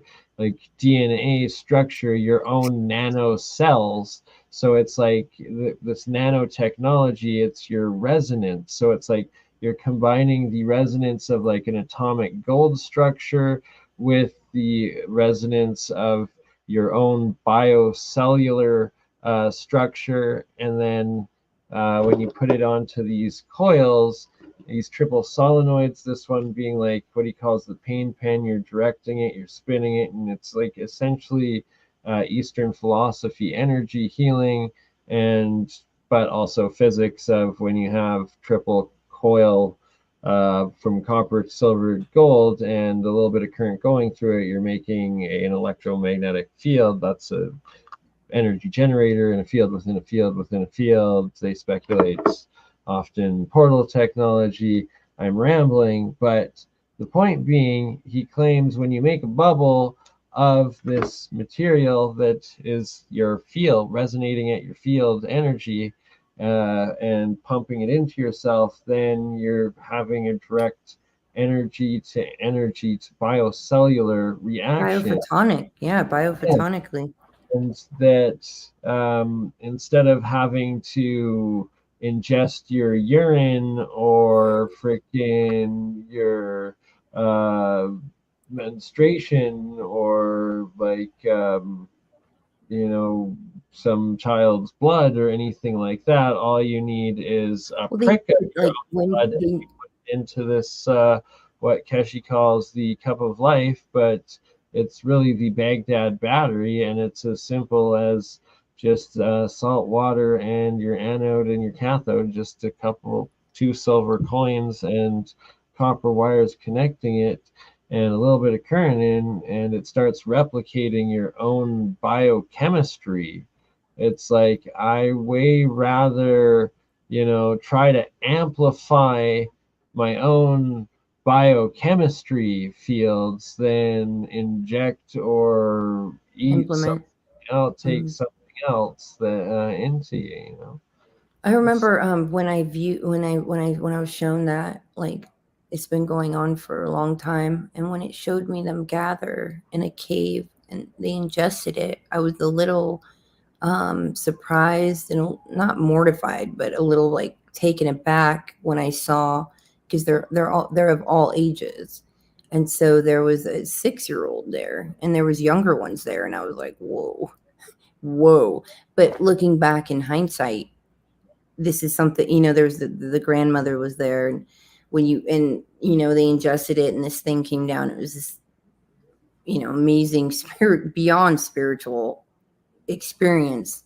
And so looking back, it's like, wow, that person is forever changed.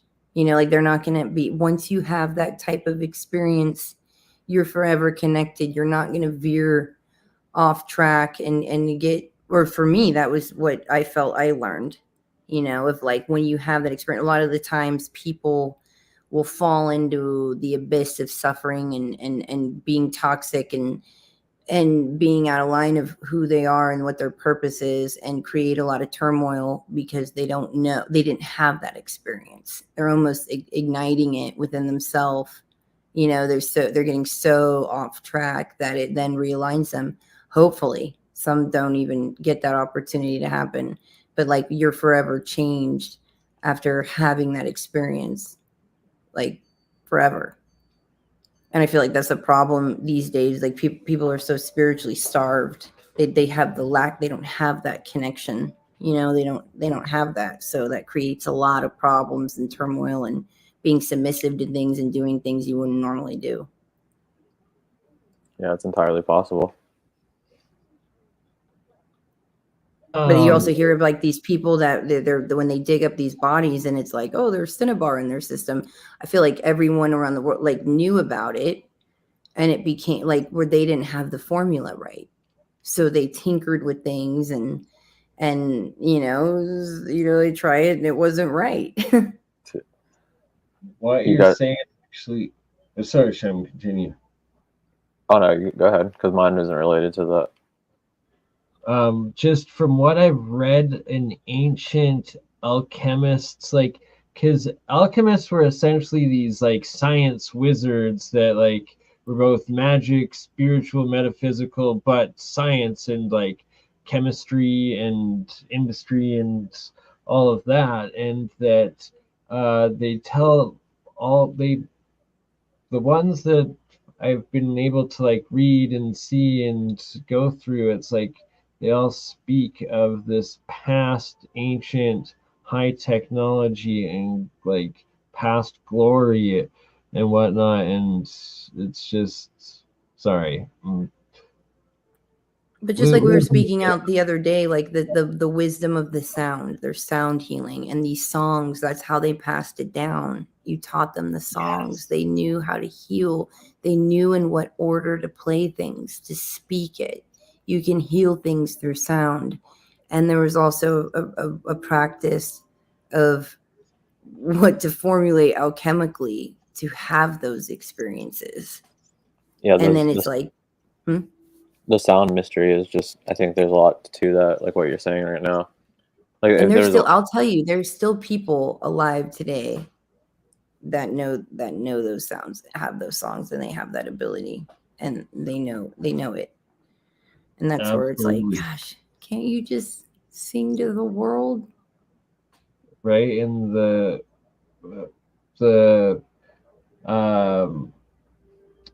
occult secret societies, but like the esoteric as well, and then like the elders of different societies and communities, and it's sacred ancient knowledge, and it needs to be brought into light and used and no longer abused and misused in the dark, essentially. And it's the harmony of the spheres, I think, is a part of it, like the harmonic resonances and stuff, but it gets into the cymatics and just this high creation technology and understanding. I guess it's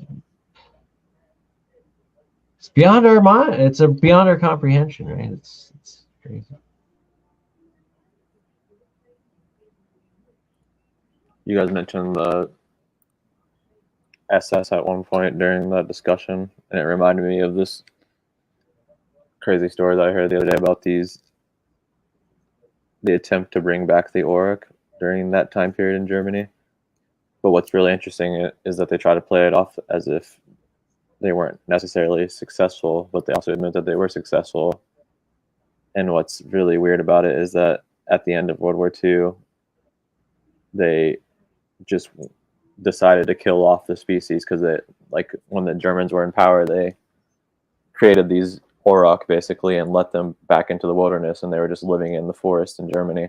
But obviously, a lot of those forests got destroyed because of the war crimes committed by the Allied forces. But okay, please say that again. What did they actually bring back at that time and play off that they didn't? the auroch, so it's like one of the most, in every ancient civilization, when you see those bulls and stuff like that, they're likely depicting an auroch, which is like or whatever. This is Yeah, I'm like, maybe it's not the leg of the bull. Maybe it's the leg of the orc. But anyways, during this time period, the Heck brothers had like a breeding program where they were creating different species, and basically, like, I think they might have even been associated with the Ahnenerbe, but they were just doing a lot of research like that. And it's ridiculous that we don't have access to the Ahnenerbe's records, because if we did, we'd probably have a lot more information about our history. But anyways, yeah, like I said, they created these auroch. I'm gonna see if I can find the actual part where it says there they kill them. But yeah, They're related to the bison? Yeah, I guess they used a mixture of like bison and fighting bulls to make them or something. I'm not sure exactly how they did it because the records aren't public, but yeah, basically at the end of the world, at the end of World War II, the Allied powers just went in there with like machine guns and killed all of them. So they were successfully cloning extinct animals of the past. Yeah, and they let the ones that they had that were domesticated, because the ones that were in the forest, they created them to be wild aurochs because they wanted to bring back the ancient animals of Europe. Basically, is what they're trying to do, is like restore the European animals that had been eliminated before this time period. The megafauna. I had never even heard of this, and like, this is like steampunk cloning it before and during World War II. This is nuts. And it actually ties straight into alchemy and the homunculus, and back to this jar of life that I'm talking about, and the simple amount of electricity going into salt water with your anode cathode, and what you can create in it. And it's also potentially as essentially the witch's cauldron, and why you'd be adding in like tale of a newt. What's a newt? Well, salamanders have that genetic makeup to regenerate limbs and stuff. So could you'd be taking a piece of that, matching it in with your genetics, because it's like you put your own hair, like, or your tooth or your finger or something like that, like. And the homunculus story, like, you're freaking putting your semen into this into an egg of another animal or a human egg, and either cloning yourself or mixing yourself with different mythologic or different biological animals, but it's essentially what would create these mythological beasts that were half human, half animal. And it's just, is that actual like a hack of universe God creation of the Baghdad battery actually, like, wow, I'm sorry, just thinking of the implications of what I'm actually saying, and it's quite nuts, but would make the stories of witches and wizards and high technology a lot more likely. Yeah, I mean, there's clearly something that they don't want us to know about, because this is during the 1940s where they created these aurochs, but we don't have any photos of them. You really think that the Germans did all this and didn't take any photos of them? I mean, they have photos of so much random stuff. It doesn't make any sense. But yeah, it says right here, the ones that lived in Ramenika forests were killed off at the end of the Second World War because they were rejected basically by other governments, didn't want anything to do with them. And then the rest of the cattle were also exterminated. Wait, somebody in the chat is talking about salamanders, and I was wondering if you guys can tell me if this is a gecko or a salamander. It was in my bathtub in Las Vegas. Gecko. That looks gecko, but hold on. Let's see here. Yeah, it's a gecko, 100% gecko. Common wall gecko, or Okay.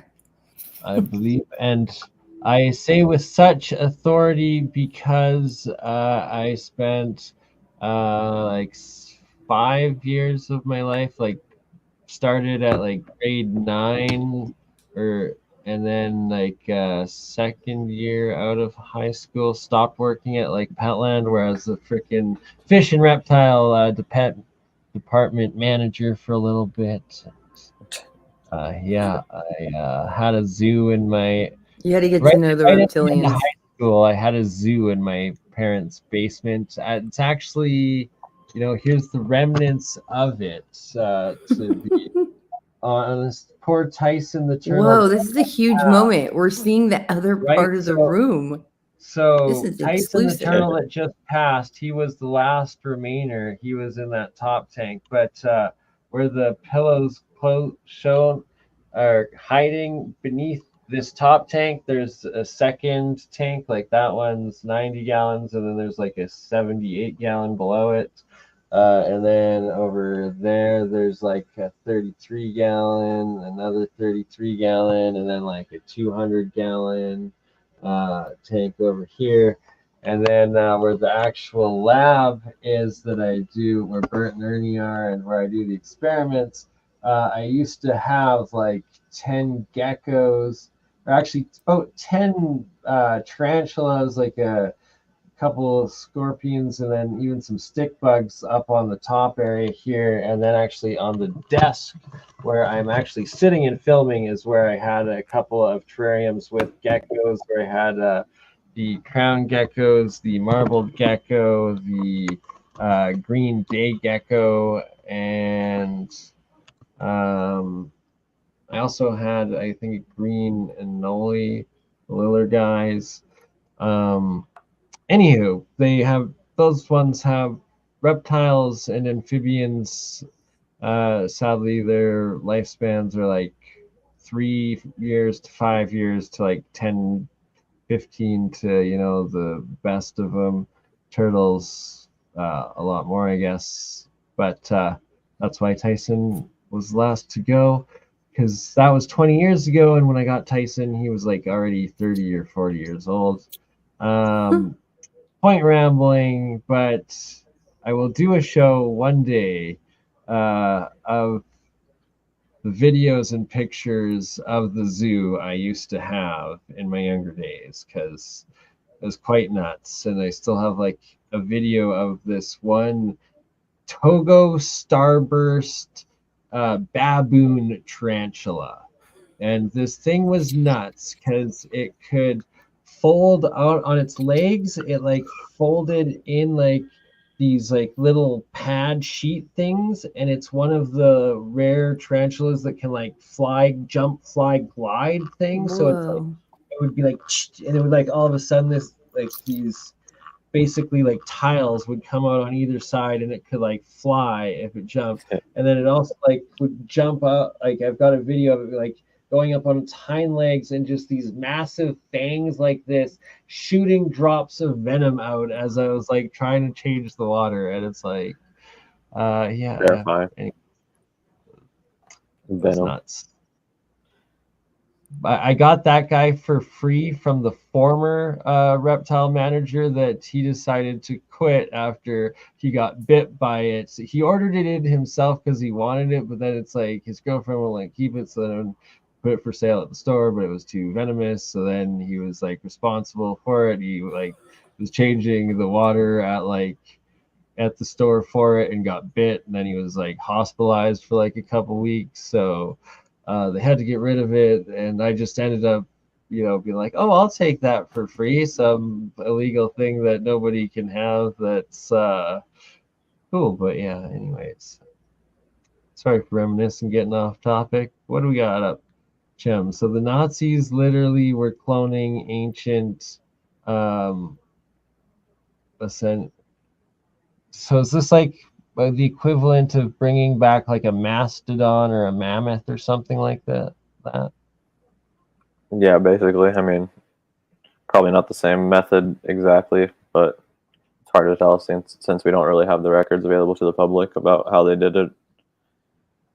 But yeah, I don't know. Well, I think I'm gonna have to get off here in a minute. But before I leave, since we were talking about sphinxes earlier, do you want to try to answer the riddle of the Sphinx?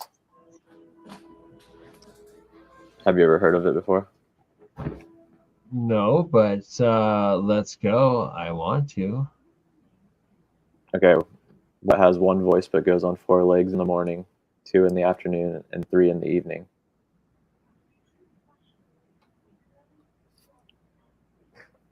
What has one voice but goes on 4 legs in the morning, 2 in the afternoon, and 3 in the evening?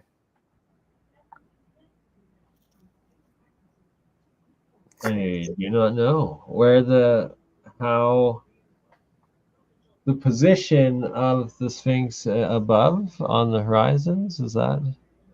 No, the Sphinx. The Sphinx is the one who asked the riddle. It's like it's mythology with Oedipus and the Sphinx, because the Sphinx was at Thebes and killing people who were trying to pass through if they got the riddle wrong.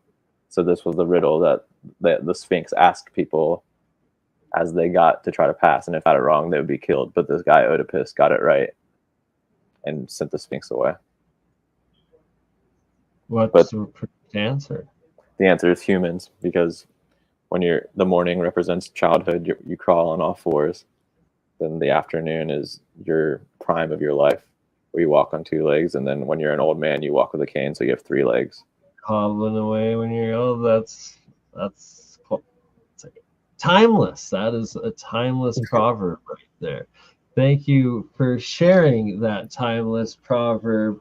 As you have to go, Shem, with all the excellent real research, thus the legitimacy of the claim that this is the truth of Tartaria, you will get when you look up Shem Jacobs, or you'll have a good laugh or get triggered, or a little bit of both, depending on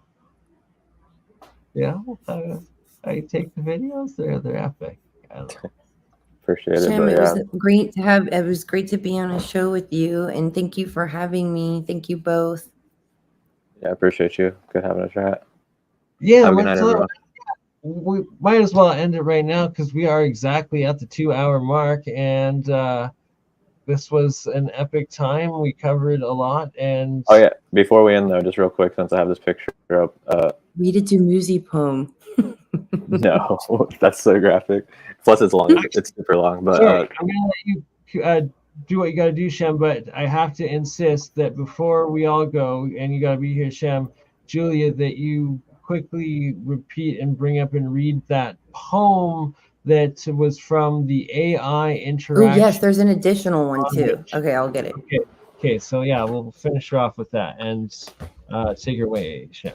I was just gonna say, when it comes to these World Fair expositions, they have all these statues and all these symbols all over the buildings. The buildings are supposed to be temporary, but for some reason, when they picked all these statues and all the metopes and all of the decals for all the buildings, they chose specific symbols which are related to these ancient Greek gods and just mythology in general, even back to Samaria and all these different places. Okay. One little interjection and pause right there. Sorry, bring it.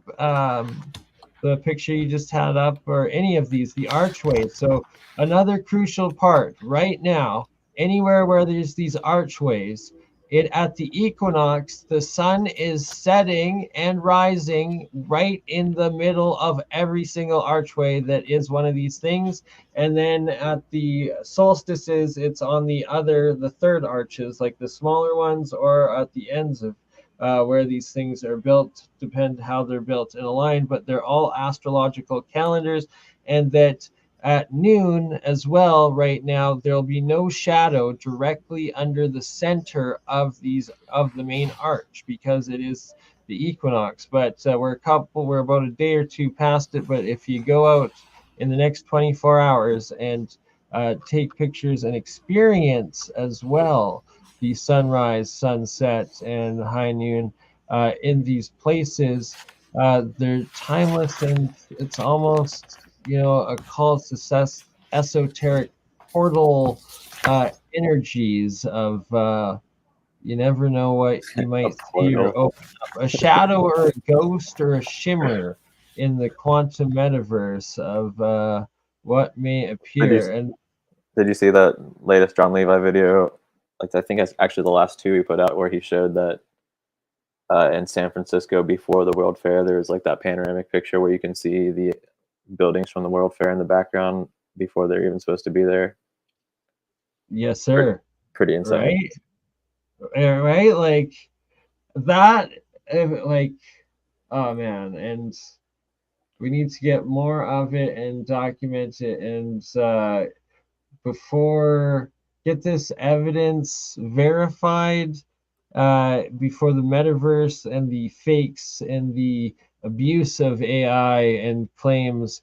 And speaking of that controversial topic, shout out to Edgar Reese. Have you heard it from him lately? You know, I like that he came clean and was honest about those videos and ice walls and stuff, but that was one epic social experiment. He's in Japan, right? He's living it up in Japan right now. All right, so let's hear this poem. Okay, because there's a few of them. This was Sam had asked him, give me another poem on this project, larger than life, please. And this is it.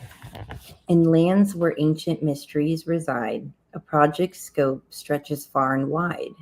Beyond the stones, the earth, the sand, a vision unfolds, a guiding hand. Bosnian pyramids, not just a tale, but a journey where many hearts set sail. A canvas painted with history's ink, where past and future meet and link. Beyond the archaeology's face, a tapestry's woven with time and space. A quest for truth, both old and new, a narrative that comes into view. Balance found between worlds unseen, the dance of life, both real and dream. A bridge connecting what's below and above, a testament to unity and love. And sharing's embrace, a bond is formed. In the hearts of nature, a seed is stormed. The whispers of a new era's dawn, a vision of connection in life's song. Golden ages promise a beckoning light, guiding us toward what's just and right. Bosnian Pyramid Project, grand and vast, a journey of discovery that forever will last. And that is from his book, My Conversation with Artificial Intelligence. Interesting. Bosnian pyramids. Right? Like, that's pretty epic. Sorry, do you want to just put it up on the big screen one last time? Tap GPT with Sam Ismanovich, and I am going to do this. He has inspired me to follow through with, I've been talking about, like, essentially what this book is, of doing myself for a long time, and he did it at first, and it was positive outcomes. And not just that, it's like you got beautiful poetry out of it, it's like beautiful artwork, and you change the perspective of an AI data set that now agrees with you. John Venezia. John Levi book. I had the feeling that is what you were going to say. So that's John's actual name. Yeah. Venezia. Very nice. It's actually it's a pretty enjoyable book overall. But all right, guys, appreciate you. Hope you enjoy the rest of your night.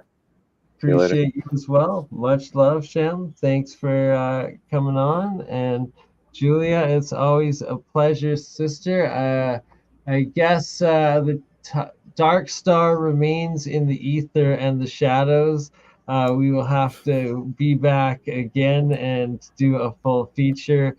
I believe we're going to need Jeremiah and probably Jeremy and maybe even Zertis for that one to fully get the best of the Dark Star experience. But for that, or maybe not, either or, we're also going to do with Sam Isvanovich. Oh, so excited. That's right? Going to be amazing. I'm stoked. You get like, you mentioned his email and like about was before the conference. I think it was for like the email to get a hold of Sam if anybody wants to do the Egypt trip or do the private trip with him in the Bosnian pyramids. How to contact and get the tickets. But I emailed him and he emailed me back saying yes, he wants to do a podcast and interview and stuff. So I will reply to that and get on that, and we will make it happen, and it's going to be epic.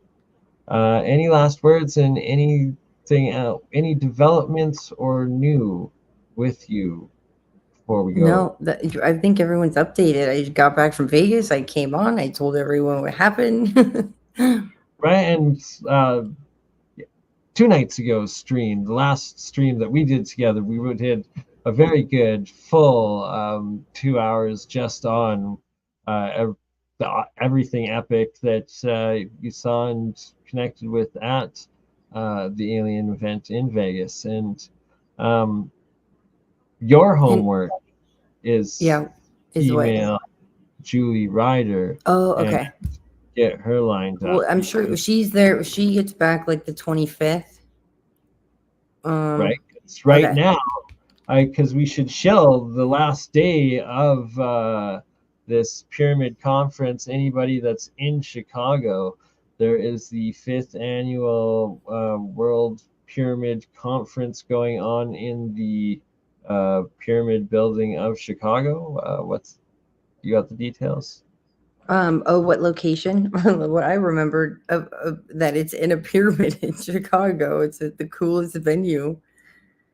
At where they're doing the pyramid conference, it's really in a pyramid. But I don't remember the name. Wait, Pyramid Conference Center. It's got to be that. No, I don't know the name of it. Pulled it up. We got it. You're right. And anybody in Chicago would know the Big Pyramid, whatever the conference center is called. It's at the Gold Pyramid in Wadsworth, Illinois. There you go. It's called the Gold Pyramid. That's awesome. Right? A pyramid conference and a golden pyramid in Chicago. This is MontanaMegaliths.com, Julie Ryder's website. And yeah, I don't know what day her presentation was at this conference, but today's going to be Sunday, and Sunday's the last day of it, so you could probably still catch her there.